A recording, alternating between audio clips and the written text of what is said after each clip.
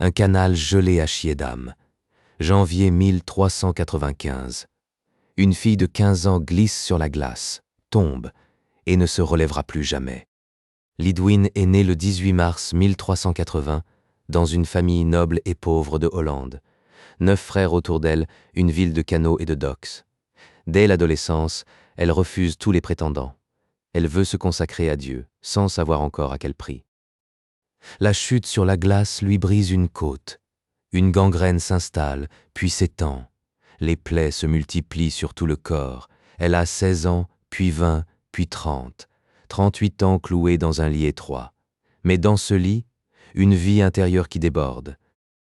En 1407, les visions commencent. Elle traverse en esprit les scènes de la Passion, visite le purgatoire, en revient avec des récits précis. En 1412, une vision eucharistique.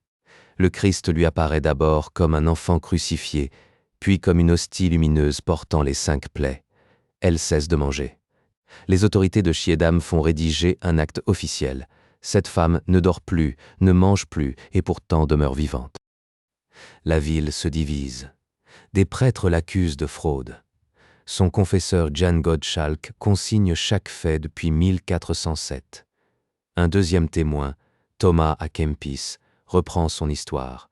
Elle meurt le 14 avril 1433, à 53 ans, après avoir saigné de la tête, des mains et du côté pendant des années.